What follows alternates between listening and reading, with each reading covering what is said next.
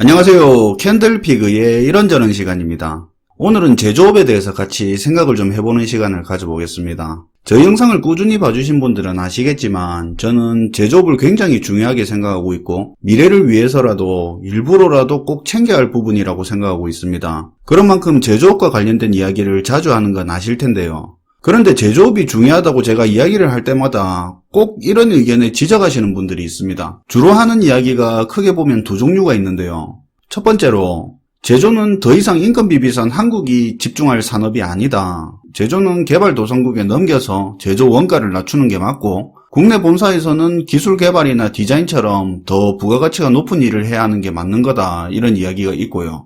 두 번째로는 4차 산업혁명 시대는 인간의 필요성이 떨어지는 시대다. 산업화 시대의 사고로 제조업에 집착하기보다는 4차 산업을 활성화시켜서 조금이라도 빨리 거기에 주도권을 잡는 게 유리하다.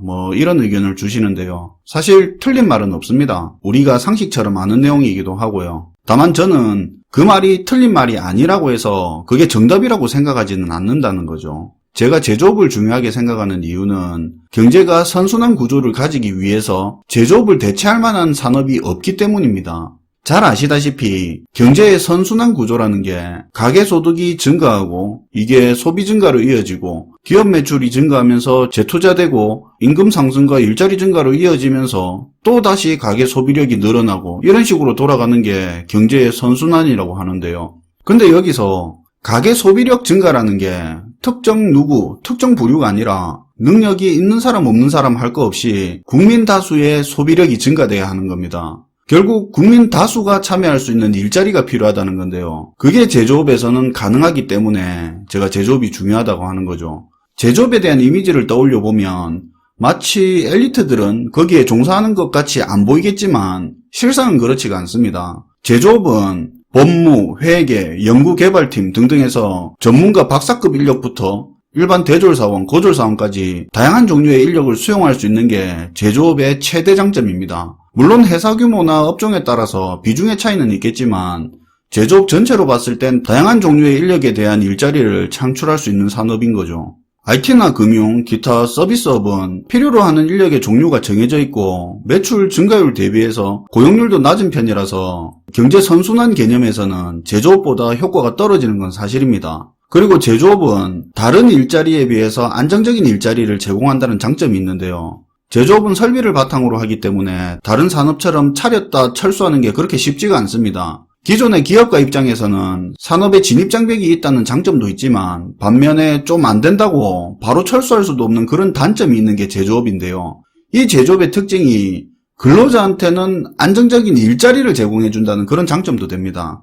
다르게 말하면 다른 산업에 비해서 근로자들에게 안정적인 수입원을 제공해준다는 건데요. 안정적인 수입이 있어야만 가게도 안정적인 소비시장을 창출할 수 있는 겁니다. 이렇게 제조업은 다른 산업보다 안정적인 일자리를 다양한 사람들한테 제공할 수 있고 경제 선순환 측면에서도 다른 산업보다 유리하기 때문에 제가 제조업을 중요하게 생각하고 있는 겁니다. 일자리가 복지라는 말이 있는데 그 일자리 중에서도 제조업이 중심을 차지하고 있는 이유도 그런 이유죠. 자, 그럼 이렇게 경제 선순환 관점에서 제조업이 왜 중요한지는 이야기를 드렸는데 제가 제조업이 중요하다고 하면 나오는 반대 의견에 대한 생각도 말씀을 드려야 될 것 같은데요. 첫 번째가 이거였죠. 제조 공장은 인건 비싼 개발도상국에 넘겨서 제조 원가를 낮추는 게 맞고 국내 본사에서는 기술 개발이나 디자인처럼 더 부가가치가 높은 일을 해야 맞는 거다. 이런 이야기였는데 신자유주의 세계화 시대에 맞는 이야기라 제가 부정하지는 않습니다. 세계가 분업을 통해서 자기가 더 잘할 수 있는 그런 영역에 집중해서 부가가치를 극대화하는 게 세계화의 기본이죠. 부족한 건 무역을 통해서 해결하는 거고요. 인건비가 싼 국가들은 제조에 역량을 집중하고 원천 기술의 강점을 가진 나라는 거기에 집중해서 한정된 자원을 최대한 효율적으로 활용하는 게 세계 전체의 부를 증대시키는 세계화의 기본 바탕인데요. 그런데 국가의 부가 증대한다는 게 일반 국민들의 부가 증대한다고는 볼 수는 없습니다. 어떻게 보면 지난 40년 동안 세계화를 가장 충실히 수행한 게 미국인데요. 직접 제조는 인건 비싼 국가로 옮겨버리고 자기들이 강점을 가진 금융, IT, 디자인, 마케팅 이런 원가 대비 이익률이 높은 분야에 집중을 했죠. 대표적인 미국 기업 애플을 생각하면 딱 답이 나오죠. 이런 흐름으로 미국의 제조업은 자연스럽게 해외로 빠져나가고 이런 게 당연하다는 인식 속에서 미국 제조업은 쇠퇴하고 있었습니다. 그리고 부가가치가 높은 금융, IT, 교육 등으로 국가의 부를 창출하는 방향으로 갔는데요. 교육은 뭐지 할 수도 있는데 미국에 유학 많이 가잖아요. 거기서 나오는 수입도 엄청납니다. 학생들이 몇 년짜리 장기로 여행을 갔다고 생각하시면 이해가 쉽겠네요. 아무튼 미국의 산업구조가 이렇게 바뀌면서 안정적인 제조업 서민 일자리가 줄어들고 서민들은 저임금 단순 서비스직으로 내몰리게 되면서 계층 간의 양극화가 심각해지게 되는데요. 좀 쉽게 말하면 잘나고 능력 있는 사람들은 금융, IT, 교육 같은 산업에서 더 많은 돈을 벌 수 있게 된 거고요. 거기에 합류 못하는 일반 국민들은 제조업이라는 보편적인 일자리가 사라져버리니까 저임금 서비스직 일자리로 내몰린 겁니다. 세계화에 집중하니까 국가의 부는 쌓이는데 오히려 서민이 어려워지는 문제가 생긴 겁니다. 지금 선진국 반열에 오른 대부분의 나라가 겪는 상황이죠. 이런 사회 문제가 심각해지니까 제조업의 중요성을 다시 인식하고 미국 정부 차원에서 다시 해외로 나간 제조업을 온갖 당근 정책을 써가면서 다시 끌어들이기 시작한 겁니다. 물론 그렇게 한다고 지난 수십 년 동안 해외로 나갔던 기업들이 쉽게 다 돌아오지는 못하겠죠. 이런 문제뿐만 아니라 이번에 미국이 코로나 사태를 거치면서 그동안 빈약해진 제조업의 다른 문제도 드러났는데요. 제조업의 해외 의존도가 워낙 높아졌다 보니까 엄청난 자본력에 기술까지 가진 천하의 미국이 당장 인공호흡기, 마스크 자체 생산조차 제대로 이루어지지 않고 있는 그런 상황이 된 건데요. 물론 엄청나게 많은 환자가 빠르게 증가했으니까 공급이 딸리는 건 당연한 건데 그거 자체가 문제라는 말이 아니라 당장 발휘할 수 있었던 그 능력을 발휘를 못하고 있는 게 문제라는 거죠.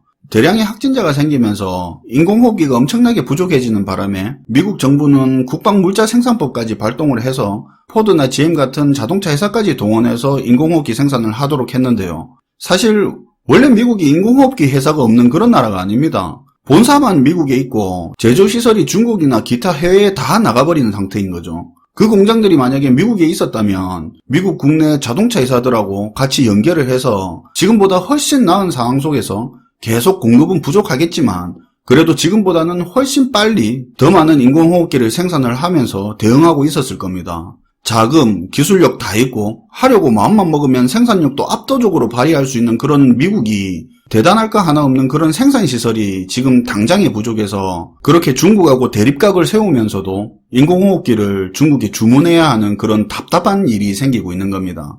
제조업이 단순 경제 선순환 측면뿐만 아니라 전쟁이나 그에 준하는 국가 위기 상황일 때 제조업이 가지고 있는 역할도 다시 한번 떠올리게 되는 계기가 됐죠. 그 다음으로 4차 산업혁명 시대에서는 어차피 노동의 가치가 떨어지기 때문에 제조업보다는 4차 산업에 더 집중을 해서 주도권을 잡아야 된다는 그런 의견인데요. 이 부분은 이야기가 많이 길어질 것 같아서 좀 간략하게만 이야기해야 될 것 같습니다. 갈수록 노동의 가치가 떨어지고 제조 현장에서 인간의 필요성이 떨어지는 건 사실입니다. 그런데 우리가 잊지 말아야 될 건 4차 산업혁명 시대는 제조업뿐만 아니라 금융, IT, 의료, 농업 등등에서 웬만한 대부분의 분야 전부 인간의 필요성이 줄어든다는 겁니다. 제조업만의 문제가 아니라는 거죠. 그래도 그 중에서 제조업이 가지는 역할과 일자리 창출 능력이 다른 산업보다 뛰어나기 때문에 일부러라도 제조업에 더 관심을 가져야 한다는 겁니다. 오히려 4차 산업혁명 시대이기 때문에 그렇게 이야기하는 거죠. 한 번씩 보면 인공지능이나 사물인터넷, 빅데이터, 로봇 그런 4차 산업혁명 기술들을 제조업하고 별개로 보는 견해들이 있는데 그 기술들이 제조업과 맞물려 가는 거지 별개로 가는 것들이 아닙니다. 제조업하는 삼성이 인공지능에 집중을 하고 중공업 회사가 로봇을 개발하고 작은 중소제조기업 역시도 사물인터넷 기술을 발전시키면서 제조업도 4차 산업혁명 기술을 이끌어가고 있습니다. 그리고 4차 산업혁명을 주도하는 국가 중에서 제조 강국으로 알려진 독일, 일본 같은 경우는 4차 산업혁명 기술이 인간의 필요성을 떨어뜨릴 거라는 그 부분은 그것대로 인정하면서 또 한편으로는 4차 산업혁명 기술을 이용해서 고령화 때문에 노동 생산성이 자꾸 떨어지는 인간의 가치를 다시 끌어올리려고 하는 노력도 하고 있습니다. 대표적인 게 고령자, 저숙련 근로자도 일할 수 있는 스마트 공장이랑 사람이 착용하는 형태의 외골격 로봇이죠. 이런 것들도 결국에는 미래의 제조업에서 인간이 소외되지 않도록 하려는 그런 노력이라고 볼 수 있는 거죠. 그만큼 제조업이 중요하니까요.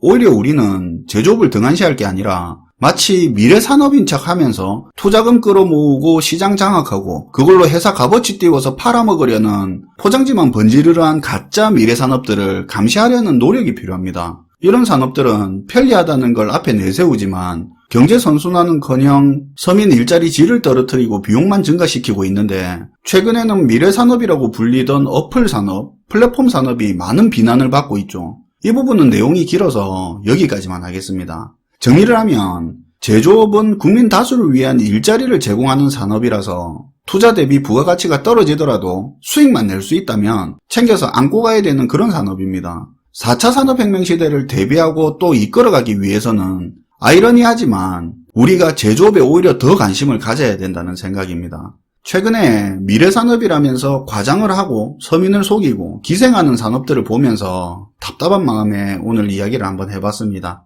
시청해주셔서 감사하고요. 지금까지 캔들피그의 이런저런 시간이었습니다.